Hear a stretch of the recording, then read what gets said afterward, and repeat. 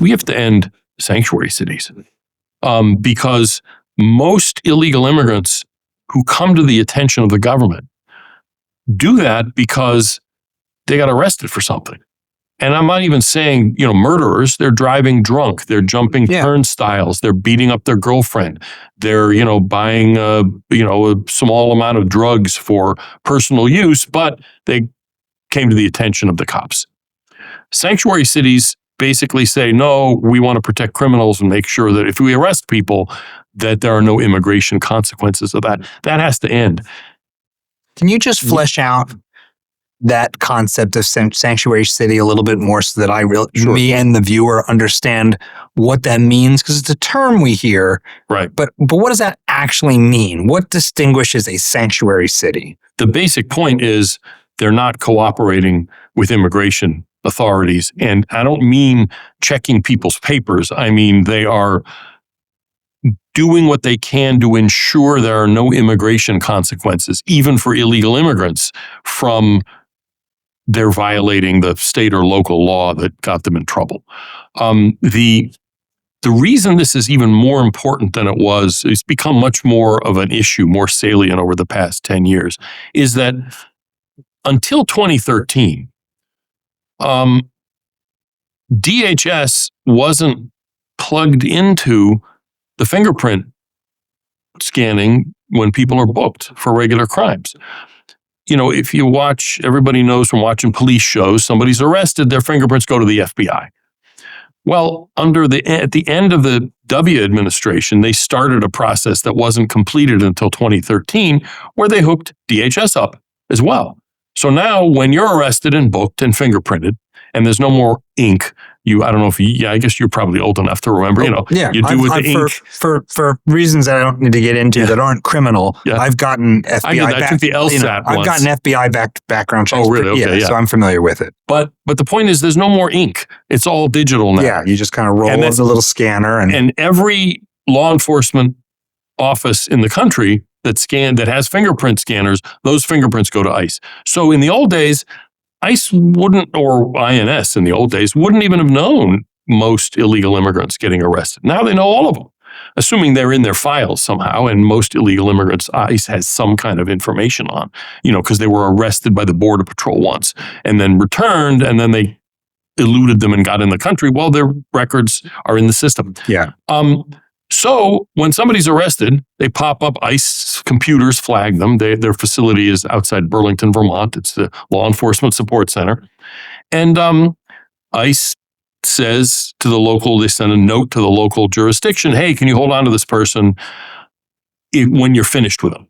In other words, if you're going to send them to prison and prosecute them and all that, do whatever you're going to do, but let us know. Or if you're just going to let them go because you don't have enough evidence or the prosecutor doesn't want to prosecute or whatever, let us know. And federal law authorizes you to hold on to them for 48 hours beyond the time you would otherwise let them go. Authorizes or requires? Authorizes. It can't require them because states are separate sovereigns. And so that's the issue. And so a sanctuary city basically flips the bird to the... It's like, no, we're not doing it. Yeah, exactly. Like this. We're not doing it. In the Middle East, they do this. It's the same thing. Nobody knows what that is here, so I'm not offending anybody by doing that. But, and so how do how can you can't enforce the law that way if you've got basically these nullification policies in a lot of places. My point here is that, and I don't think it's necessarily utopian to think that we can rein those people in, but it's going to be hard. What should, in your view, be done now with the somewhere between 10 and 20 million, who knows, people who are in the country illegally who haven't committed any crimes besides being in the country illegally? Or tax fraud or identity fraud, or because almost every illegal immigrant has committed a whole series of crimes, but those are in a sense incident to being illegal aliens rather than violent crimes that anybody else could commit. So, I'm not challenging the point. I just want to make clear. If you're in the country illegally and you're working, you've committed perjury, you've committed tax fraud, you committed Social Security fraud, you committed identity fraud. There's all kinds of things. But they're not anybody. They haven't sold any but drugs. let's say we've got 10 million people. I'm going to make a couple of assumptions. I'm going to assume there's 20 million people here illegally. Maybe that's high. It's a little high, yeah. But anyway, So let's say there's 10 million who are not on the dole, because you said about half are on the dole. Yeah. So I don't like that. I don't like coming in stealing from me. I don't like that. So, but there's half. Let's just even bring it down. Let's say there's 5. There's what 10 do we million. do with those? What do we do with these people who are being productive? Yeah, maybe they're not paying as much in taxes as they should be, but maybe they are. I don't even know. I mean, well, it's not a should be. I mean, the question is, does their economic output? Yeah. Do they cover it? But that shouldn't, in my opinion, that's something you take into account when we decide whether we should have immigration and how we should manage it and all that. That's the amnesty question is a totally separate thing. It seems to me, if we're going to amnesty people, it doesn't matter whether they pay more in taxes or don't. So what do we do about it? I'm trying to take off the people that are like obviously either criminal and murderous or like fiscally parasitic, because that still leaves a lot of people. It does. What do we do with them? What do we do with them is we don't even debate it until we reassert control.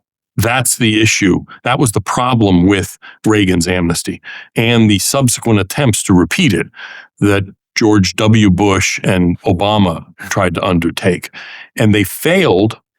Those attempts failed because... These are the comprehensive immigration reform? Exactly, yeah. And air quotes is what they deserve, is what that term deserves. They failed because the failure of the 86 deal has poisoned to this day immigration politics, because promises that we will get around to enforcing the law tomorrow if you give us an amnesty today are obviously lies, and nobody believes them anymore. It's kind of like the character in Popeye, Wimpy was his name. I'll gladly pay you Tuesday for a hamburger today. I'll gladly enforce the law on Tuesday for an amnesty today. Nobody believes it. Nobody should. Fool me once, shame on you, but fool me twice, 3 times, 4 times, 5 times, shame on me. So what that means is, we put in place the systems to enforce the law. We make E-Verify mandatory for all new hires. This is an online system. When you hire somebody, you make sure now it can be fooled. You can get around it, but what's your what? I'm sorry. Okay, keep going. I'll get to why I don't like that. But half of new hires are already screened through it, and the point is, you're giving the information to the government.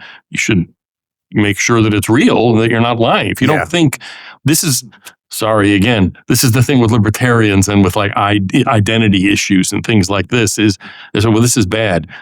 People shouldn't have to, have a social security number or whatever. It's like, okay, well, but we do have it and it should be good if we have it. If you don't want it, argue that we should, Yeah, that's fair enough. You know what I mean? And that's what the government, the amount of government. Although E-Verify doing in all of our business is what gives me the... Except that there's no marginally extra amount of government being in your business. Because when you hire somebody, you're sending their payroll. You got to do all this stuff. No, forget about the I-9 thing. You're sending your payroll information and everything to Social Security and IRS. Now, maybe the government should be the one verifying it on its own rather than you having to go to a separate website and do it. That's something actually is called G-Verify. There's proposals like that where you don't have to do anything. You just, when you enter the information, Social Security and IRS and DHS talk to each other and figure it out. But the fact is that has to be up and running and functioning. Is it not working now? It's working, but it's voluntary. So only half of new hires are screened through that. Well, the illegal aliens are mostly in the other half of people. Number one. Number two, we don't have a particularly effective check-in, check-out system for foreign visitors. And until Biden took over, something like half of new illegal aliens were visa overstayers. Yeah. People who came in legally and just never left. Since 9/11, the check-in part has actually gotten a lot better. I mean, it really has. The government can do some things successfully, and that's improved. The checkout part really hasn't. Now, it's a little bit harder nut to crack because there's a lot of people leaving by land, driving into Mexico or Canada. There's all kinds of logistical challenges to it. But, again, we're going to have people, landing on Mars. We can figure this out. But we don't have that. And until you have a real checkout system, so when foreign visitors leave, we know, and if they haven't left, we know they haven't left, you can't control immigration. If you've got those systems in place, you will, first of all, see an attrition of the illegal population, because there's always people leaving anyway. And it's always people getting green cards, and sort of our legal immigration system is a kind of permanent rolling amnesty for illegal aliens, because some share as much as a quarter of people who get green cards every year are former illegal aliens. So, and that's... I thought being in the country illegally actually made it hard, if not impossible, to get a green card. If you're on a waiting list for one of the family categories, and then, the address they have is the address back in Bogota, and your cousin gets the letter, and then you go back to Bogota and say, "Oh, Senor American Consul, I really am looking forward to going to America," and you get your green card. And there's other ways where you don't have to necessarily lie, but a significant share of legal immigration is former illegal aliens. But the reason I'm saying that is that there's always churn in the illegal population. You have enforcement systems in place, and they can't just be for criminals. They got to be general enforcement, like worksite enforcement and what have you. You're going to see the number coming in lower and the number going out higher. And through attrition, you'll see the illegal population shrink. At some point, and this is a political decision, you say, okay, now that we have fixed the problem first, now we can amnesty the people who are here. I'm actually not opposed to that. I'm a squish on amnesty. I mean, I've got people on my side of the issue who are like, you're a conservative and all this kind of stuff. It's like, no, look, when you turn off the faucet, then you mop up the floor, but you got to turn the faucet off first. So you're not in favor of immediately moving to deport of all of these people? Well, you can't. That's a utopian thing, only a utopian restrictionism instead of utopian libertarianism. It's not the way things work. It's a process. It's not an event. This doesn't mean if you're not a criminal, you're off the hook. No, everybody who's illegally here is deportable at all times. And you may well get caught up in that, and, somebody's going to be inconvenienced by restoring order to the system.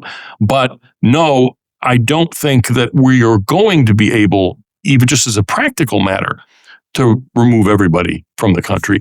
And my point here is that the way to get to kind of a new settlement, a new sort of stable arrangement, which won't be permanent, but if for 40 or 50 years we can have a stable arrangement, is enforcement systems in place working first, attrition of the illegal population, and then the grand bargain, unlike 1986, is amnesty for those who are left who aren't violent, in exchange for cutting legal immigration in half.